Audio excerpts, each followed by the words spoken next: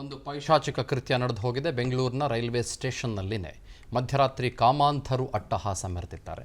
ಹೆಚ್ಚು ಜನಸಂದಣಿ ಇರುವ ಮೆಜೆಸ್ಟಿಕ್ ರೈಲ್ವೆ ಸ್ಟೇಷನ್ನಲ್ಲೇ ಬಾಲಕಿಯೊಬ್ಬಳ ಮೇಲೆ ಅತ್ಯಾಚಾರ ಎಸಗಿರುವ ದುರುಳರು ಆಕೆಯನ್ನು ಕೊಲೆ ಮಾಡಿದ್ದಾರೆ. ಕೂಲಿ ಕೆಲಸ ಮಾಡುವ ದಂಪತಿಯ 6 ವರ್ಷದ ಮಗಳ ಮೇಲೆ ಲೈಂಗಿಕ ದೌರ್ಜನ್ಯ ಎಸಗಿರುವ ಆರೋಪಿಗಳು ನಂತರ ಕೊಲೆ ಮಾಡಿ ಪಾರ್ಕಿಂಗ್ ಪ್ರದೇಶದ ಮರವೊಂದರ ಬಳಿ ಶವ ಎಸೆದು ಹೋಗಿದ್ದಾರೆ. ಬಾಲಕಿ ಮೈ ಮೇಲೆ ಪರಚಿದ ಗಾಯ ಪತ್ತೆಯಾಗಿದ್ದು ದೇಹ ಸಂಪೂರ್ಣವಾಗಿ ರಕ್ತಸಿಕ್ತವಾಗಿತ್ತು.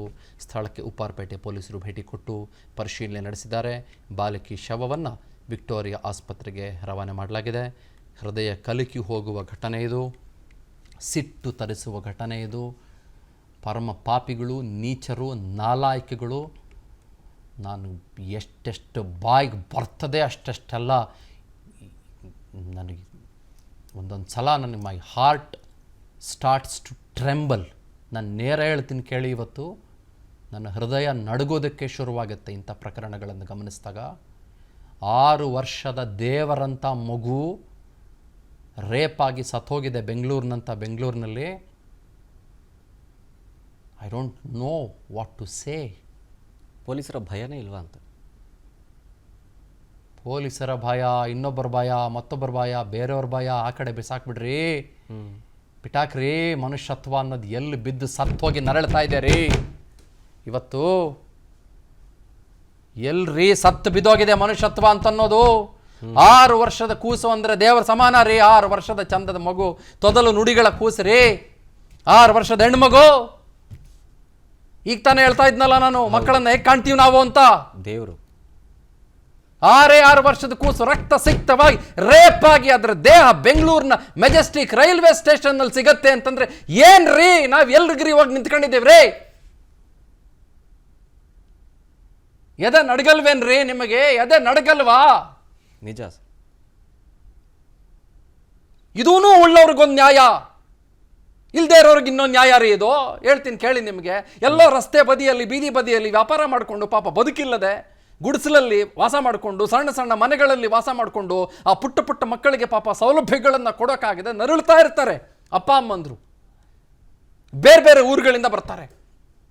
ನಮ್ಮ ಕಲಬುರಗಿಯಿಂದ ಬರ್ತಾರೆ, ನಮ್ಮ ರಾಯಚೂರಿಂದ ಬರ್ತಾರೆ, ನಮ್ಮ ಬಳ್ಳಾರಿಯಿಂದ ಬರ್ತಾರೆ, ನಮ್ಮ ಯಲಬುರ್ಗಾಯಿಂದ ಬರ್ತಾರೆ, ನಮ್ಮ ಯಾದಗಿರಿಯಿಂದ ಬರ್ತಾರೆ. ಕೂಲಿ ಕೆಲಸಕ್ಕೆ ಅಂತ ಬರ್ತಾರೆ ಕಣ್ರಿ. ನಾನು ಪ್ರತಿ ಸಲ ಗಮನಿಸ್ತೀನಿ, ಕೂಲಿ ಕೆಲಸಕ್ಕೆ ಅಂತ ಬರೋರು ಆ ಕೂಸುಗಳನ್ನು ನಾನು ಗಮನಿಸ್ತೀನಿ. ನನಗೆ ಎಷ್ಟೋ ಸಲ ಹೊಟ್ಟೆ ಉರಿ ಇದೆ ಏನು ಗೊತ್ತಾ, ಅಲ್ಲೆಲ್ಲ ಕೂಲಿ ಕೆಲಸ ಮಾಡ್ತಾ ಇರ್ತಾರೆ. ಯಾವುದೋ ಒಂದು ದೊಡ್ಡ ಐಷಾರಾಮಿ ಬಂಗ್ಲೆ ಕಟ್ತಾ ಇರ್ತಾರೆ ಅವರು. ಅವ್ರ ಮಕ್ಕಳು 3 ವರ್ಷದ, 4 ವರ್ಷದ, 5 ವರ್ಷದ ಮಕ್ಕಳು ಯಾವುದೋ ಮರದ ಮೇಲೆ ಜೋಕಾಲಿ ಮಾಡಿಕೊಂಡು ಪಾಪ ಆಟ ಆಡ್ತಾ ಇರ್ತವೆ.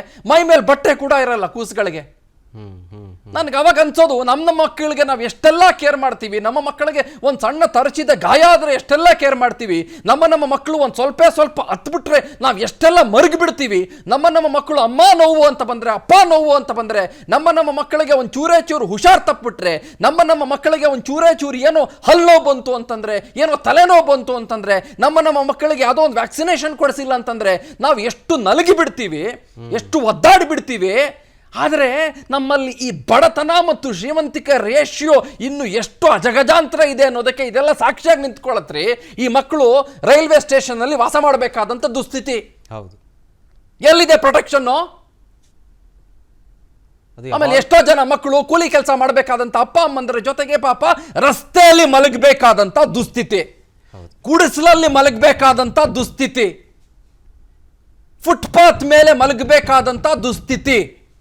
ಅಂಡರ್ ಪಾಸ್ ಕೆಳಗೆ ಮಳೆ ಬಂದರೆ ಇವತ್ತು ವಿಜಯನಗರದ ಹತ್ರ ಹೋಗಿ ನೀವು, ಬೇರೆ ಬೇರೆ ಕಡೆಗಳಿಗೆ ಹೋಗಿ ನೀವು, ದೀಪಾಂಜಲಿ ನಗರಕ್ಕೆ ಹೋಗಿ ನೀವು, ಟೋಲ್ ಗೇಟ್ ವಿಜಯನಗರದ ಹತ್ರ ಹೋಗಿ, ಅಥವಾ ಬೆಂಗಳೂರಿನ ಎಷ್ಟೋ ಕಡೆಗಳಿಗೆ ಹೋಗಿ, ಮಳೆ ಬಂದರೆ ಕೂಸುಗಳು ಪಾಪ ಬೀದಿ ಬದಿಯಲ್ಲಿ ಟೆಂಟ್ ಹಾಕ್ಕೊಂಡು ಬದುಕುವಂಥ ಕೂಸುಗಳು ಮತ್ತು ಅವರಪ್ಪ ಅಮ್ಮಂದರು ಇವತ್ತು ಅಂಡರ್ ಪಾಸ್ನ ಕೆಳಗೆ ತಮ್ಮನ್ನ ತಾವು ರಕ್ಷಣೆ ಮಾಡ್ಕೊಳ್ಬೇಕಾದಂಥ ಸ್ಥಿತಿ.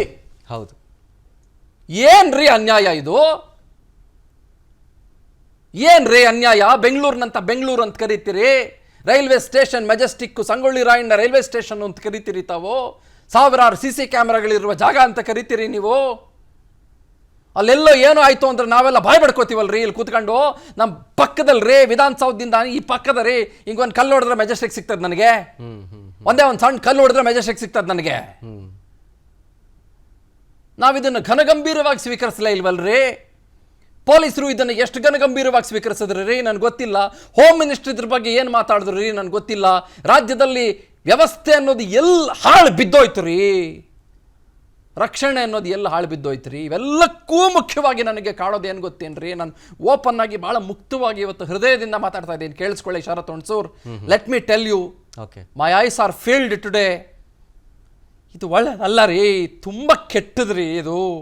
6 ವರ್ಷದ ಕೂಸನ್ನು ರೈಲ್ವೆ ಸ್ಟೇಷನ್ನಲ್ಲಿ ರೇಪ್ ಮಾಡಿ ಆಕೆ ದೇಹ ರಕ್ತಸಿಕ್ತವಾಗುತ್ತೆ ಬೆಂಗಳೂರಿನಲ್ಲಿ ಅಂತಂದರೆ ಕಣ್ಣಲ್ಲಿ ನೀರು ಬರುತ್ತೆ ರೀ, ಎದೆ ನಡುಗ್ಬಿಡುತ್ತೆ ರೀ ನನಗೆ. ಆಮೇಲೆ ಏನು ರೀ ಡಿಸ್ಪ್ಯಾರಿಟಿ, ಬಡತನ ಮತ್ತು ಶ್ರೀಮಂತಿಕೆ ನಡುವೆ ಆ ಡಿಸ್ಪ್ಯಾರಿಟಿಯನ್ನು ನಾವು ಇನ್ನೂ ಒಂದು ಸ್ವಲ್ಪ ಗ್ಯಾಪ್ ಕೂಡ ನಾವು ಫಿಲ್ ಮಾಡೋಕ್ಕಾಗಿಲ್ವಲ್ರಿ. ಬಡವ್ರ ಮಕ್ಕಳು ರಸ್ತೆಯಲ್ಲೇ ಮಲಗಬೇಕು, ಬಡವ್ರ ಮಕ್ಕಳು ರಸ್ತೆಯಲ್ಲೇ ಸಾಯ್ಬೇಕೇನ್ರಿ? ಹೇಳ್ರಿ. ಹಂಗೆ ಆಗ್ಬಿಟ್ಟಿದೆ ಸರ್ ಈಗಿನ ಪರಿಸ್ಥಿತಿ. ಥೋ, ಇದಕ್ಕೆ ಯಾವಾಗ ಅಂತ್ಯ ಅಂತಾರ ಅವರು ಕೂಡ ಪಾಪ ಎದುರು ನೋಡ್ತಾ ಇದ್ದಾರೆ. ಭಾಳ ಕಷ್ಟ ರೀ, ಭಾಳ ಕಷ್ಟ ರೀ, ಭಾಳ ಕಷ್ಟಪ್ಪ. I am sorry my dear child, I am extremely sorry my dear child, I am sorry. While I talk, 6 ವರ್ಷದ ಕಂದ, 6 ವರ್ಷದ ಹೆಣ್ಣು ಕೂಸು, I know the innocence man, I know it, I know how it feels for a mother. ನನಗೆ ಹೊಟ್ಟೆ ಉರಿದು ಉಣ್ಣಾಗ್ತಿದೆ ಇನ್ ತಾಯಿ. ಏನ್ರಿ ಅತ್ಯಾಚಾರ ಮಾಡಿ ಕೊಲೆನೂ ಮಾಡ್ಬಿಟ್ನಂತೆ. ಅವನು ಯಾವನ್ರಿ ರೀ ಅವನು? ಅವನು ಇನ್ನಂತ ನೀಚಾತಿ ನೀಚ ಪರಮ ಭಂಡ. ನಿನಗೆ ಬದುಕೋದಕ್ಕೆ ಯೋಗ್ಯತೆ ಇಲ್ದೇ ಇರೋನು ಕಣೆಯ ನೀನು ಯಾವನೋ ನೀನು? ನಿನಗೆ ಕ್ರಿಯಲೆಸ್ಟ್ ಆಫ್ ದಿ ಕ್ರಿಯಲ್ ಶಿಕ್ಷೆ ಕಾನೂನಿನ ಅಡಿಯಲ್ಲಿ ಕೊಡ್ಬೇಕು ಕಣಯ್ಯ ನಿನಗೆ. ನೀನು ಯಾವನೋ ನೀನು? ಯಾವ ಬಿಲದಲ್ಲಿ ಆಡ್ಕೊಂಡಿದ್ಯಾ ನೀನು? ಯಾವನೋ ನೀನು? ಕಂತ್ರಿ ನೀನು. 6 ವರ್ಷದ ಕೂಸಿನ ಮೇಲೆ ಅತ್ಯಾಚಾರ ಮಾಡ್ತೀಯ ನೀನು ಅಂತಂದ್ರೆ unfit to be a human being ಕಣಲೇ. ಕೇಳಿಸ್ಕೊಳ್ಳೋ ನೀನು, ಎಲ್ಲವನ್ನೂ ಇರಲಿ ನೀನು, ನಿನ್ನ ಹೆಸರು ಏನು ಬೇಕಾದರೂ ಆಗಿರಲಿ. 6 ವರ್ಷದ ಕೂಸನ್ನು ರೇಪ್ ಮಾಡಿ ಸಾಯಿಸ್ತೀಯನೋ ನೀನು?